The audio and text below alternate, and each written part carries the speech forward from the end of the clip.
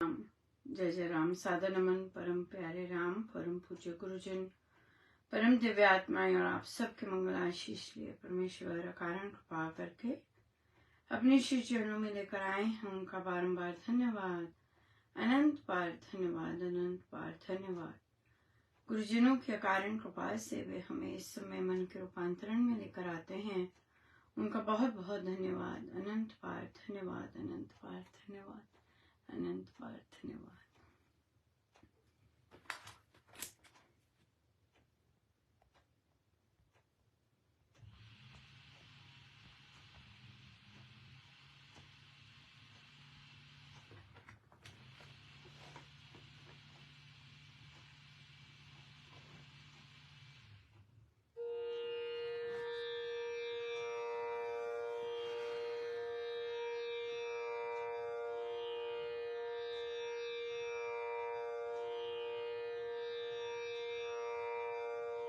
राम राम कहिए, सदा सुखी रहिए।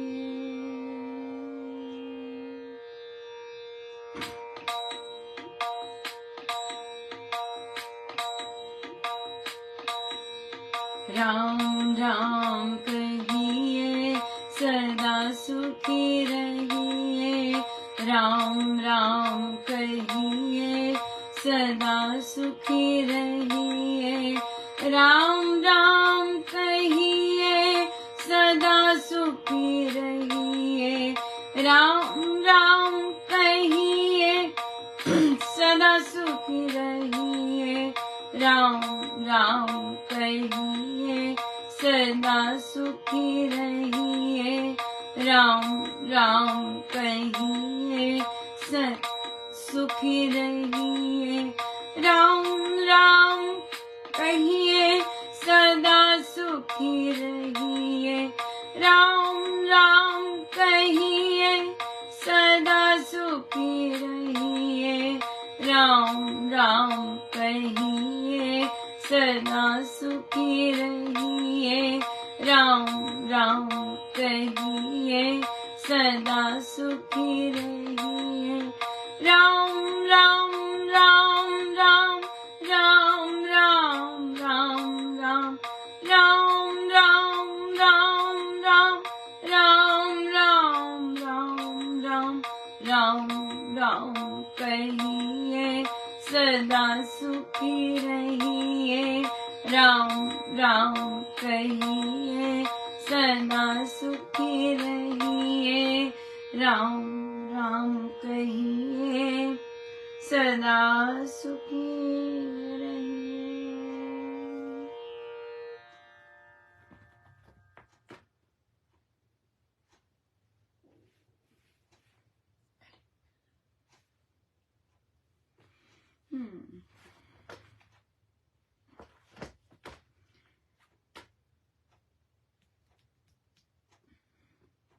श्रीमद् भगवद गीता भाषा जी, हम 275 पर थे और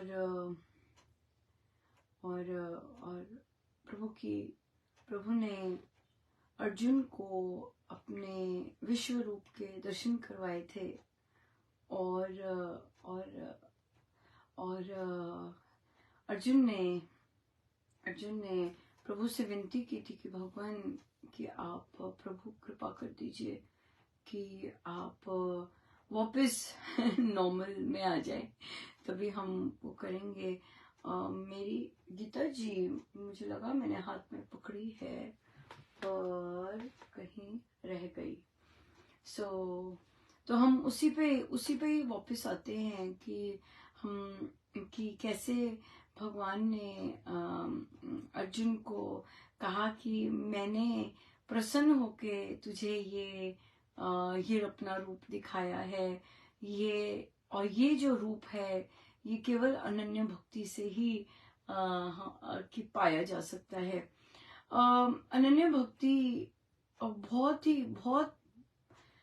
वन एंड ओनली वन, केवल एक गुरु, एक मंत्र, एक प्रभु, ये वाली बात आती है इसमें। और अनन्य भक्ति जब साधक लोग स्टार्ट करते हैं, जैसे रामोपासना ही हम लोग स्टार्ट कर रहे हैं, अभी भी ग्रुप स्टार्ट होने वाले हैं रामोपासना के। तो सबसे पहले चीज कि स्वामी जी महाराज जब अनन्य भक्ति बोलते हैं तो उसका क्या मतलब होता है, और हम वहां पे बहुत सारे प्रश्न उठते भी हैं कि फिर ये राम मंदिर अयोध्या बन रहा है, बड़े सारे पोस्ट आ रहे हैं, राइट, इसका क्या हुआ, और हमारे राम जो है वो क्या हुआ, और जो भगवान श्री कृष्ण है वो क्या, और जो हम माता रानी के उपवास रखते हैं या बचपन से शिव जी को जल चढ़ाते हैं वो क्या हुआ, फिर अनन्य भक्ति क्या हुई। तो अनन्य भक्ति फिर यही है कि हम कि ये सारे प्रभु इन रूपों में प्रकटे हुए हैं, लेकिन परमेश्वर तो एक ही है।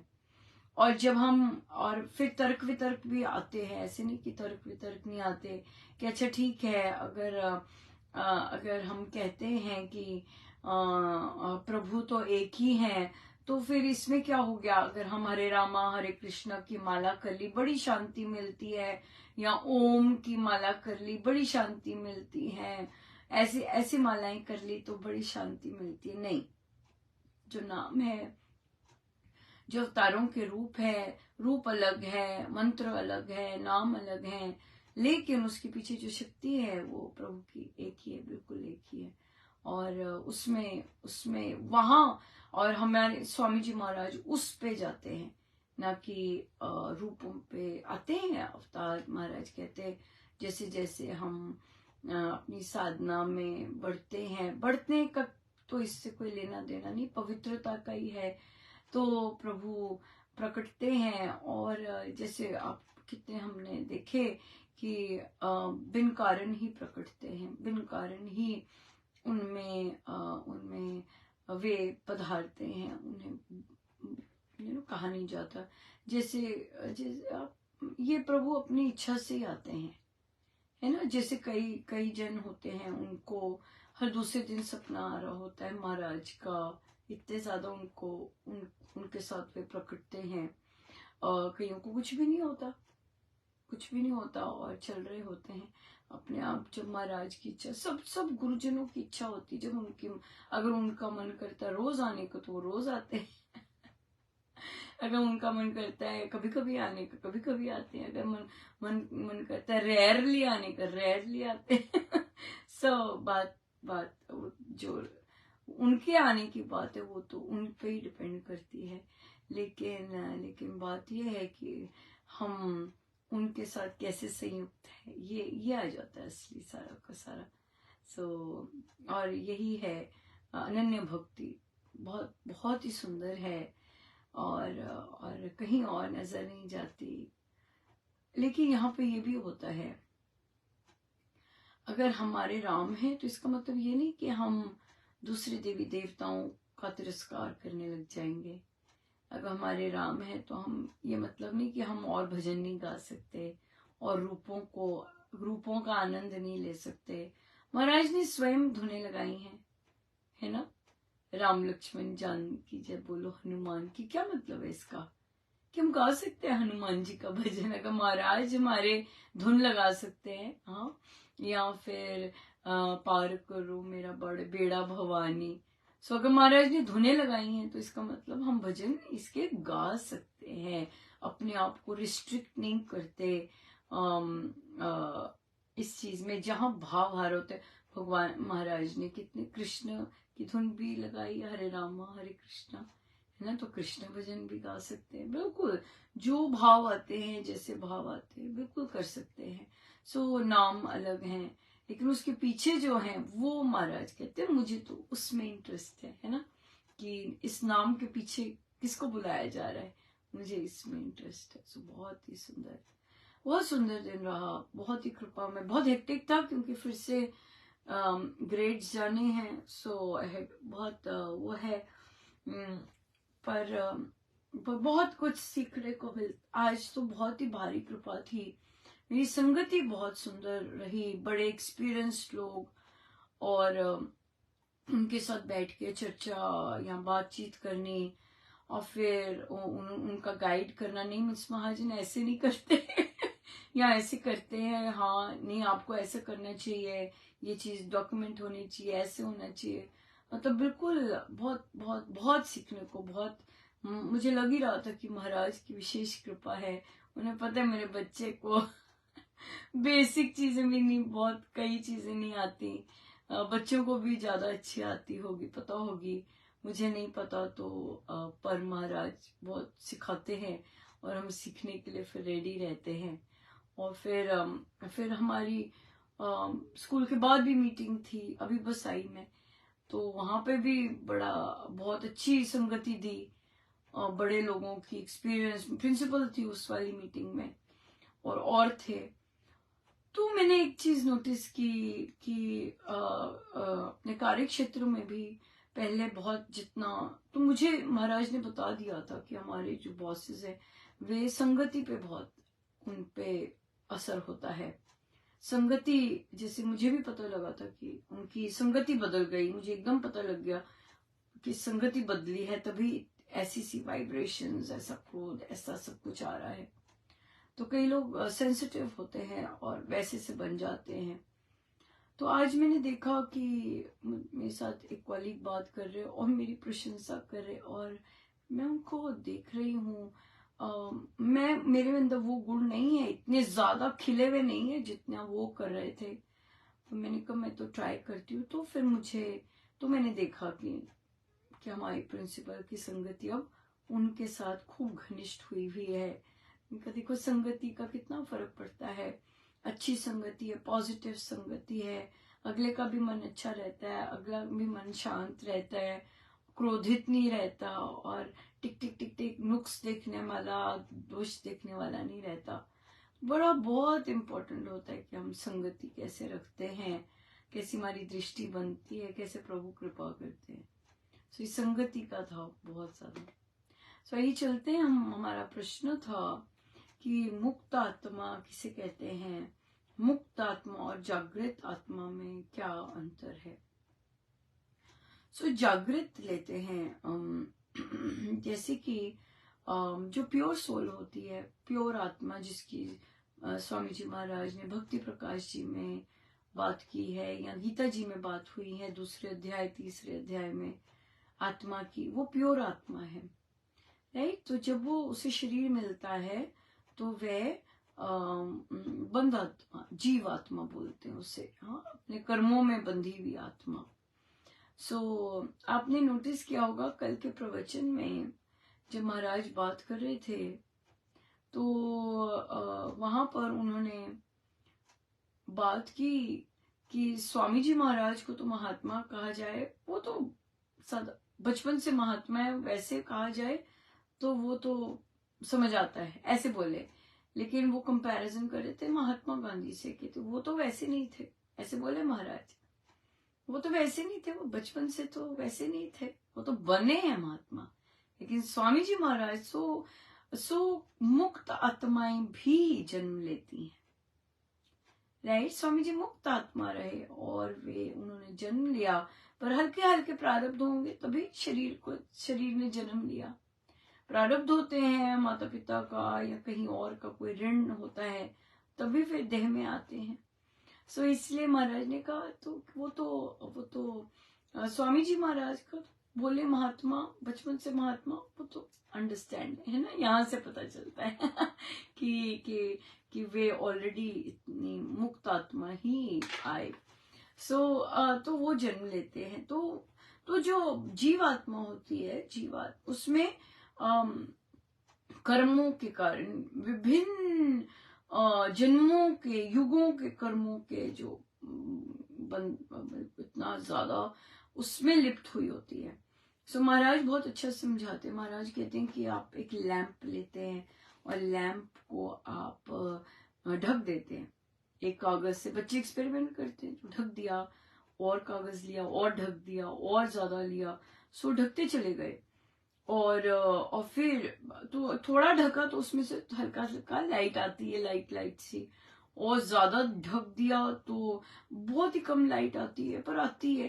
तो और ज्यादा ढकते गए, कपड़े से ढक दिया, कंक्रीट से ढक दिया, फिर तो लाइट आनी नहीं है ना, वो लाइट आती ही नहीं है, बंद हो जाती है लाइट आनी, पर बल्ब तो जगा हुआ है।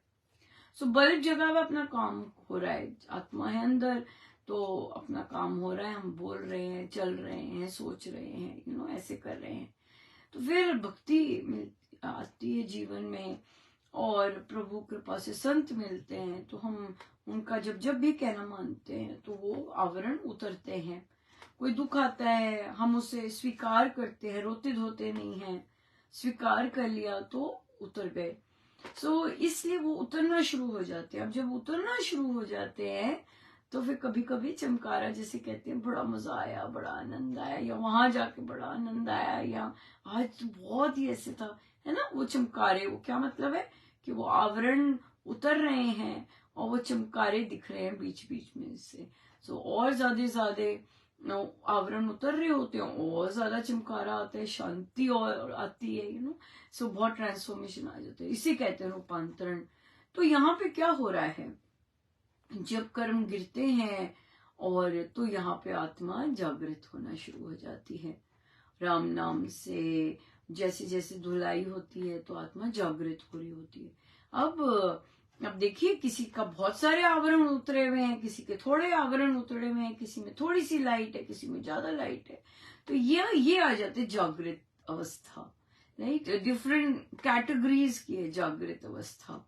और जब कि आत्मा जग रहा है ना, जैसे धुनें निकलने लग जाना, सुर पता लग जाना अपने आप, और नॉलेज मिलते जाना और समझ आते जाना, ये सब आत्मा जागृति के चिन्ह होते हैं।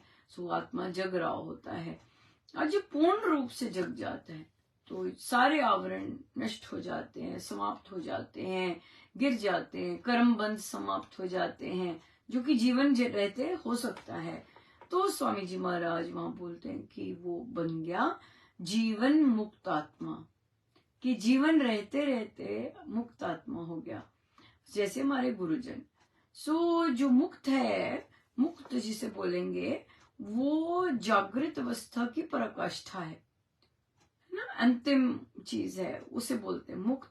और जागृत होना मतलब वो जाग रहा है, इसे जगाते जाना होता है। तभी बोलते हैं महाराज कि आत्मा का चिंतन करना है, बार बार बोलना है, मैं आत्मा हूँ, हाँ मैं आत्मा हूँ, और ऐसे बार बार बोलना है, मैं देह नहीं हूँ, मैं आत्मा हूँ, आत्मा कभी नहीं मिटती, आत्मा सदा आनंदित रहती है, आत्मा कहीं नहीं जाती, आत्मा यहीं रहती है। सो ऐसे ऐसे अपने अपने आप को बोलना होता है, तो फिर उससे वो और जागृत होती है।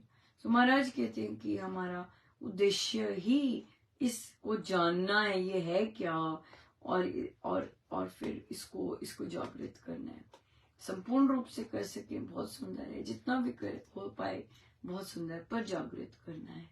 ये है। तो ये है डिफरेंस बिटवीन जागृत आत्मा को जागृत होना आत्मा का, और फिर मुक्त हो जाना, है ना।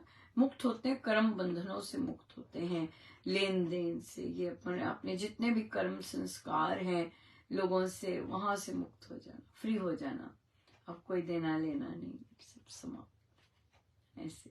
सो ये है, इसे बोलेंगे हम, ये डिफरेंस है। सो बहुत बहुत धन्यवाद, इतने सुंदर प्रश्न पूछते हैं और इतना आनंद आता है इन सब की चर्चाएं करके। बहुत गुरुजनों का बहुत बहुत धन्यवाद, बहुत ही बहुत धन्यवाद, अनंत बार धन्यवाद।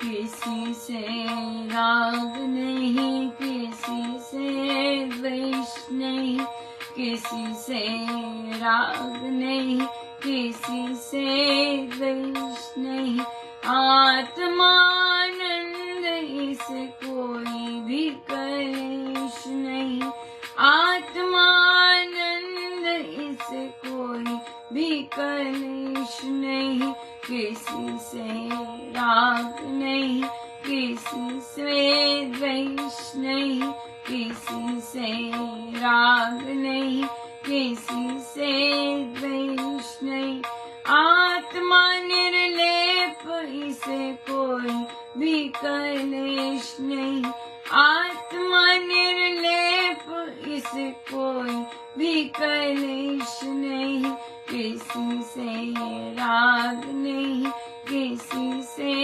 द्वेष नहीं, किसी से राग नहीं, किसी से द्वेष नहीं। आत्मानंद इसे कोई भी कलेश नहीं, आत्मानंद इसे कोई भी कलेश नहीं। किसी से राग नहीं, किसी से द्वेष नहीं, किसी से राग नहीं, किसी से द्वेष नहीं। आत्मानंद इसे कोई भी कलेश नहीं, आत्मानंद इसे कोई भी कलेश नहीं। आइए हम सीधे होकर बैठे, अपने प्रभु अपने गुरुजनों के श्री चरणों में बारंबार नमन अनंत बार।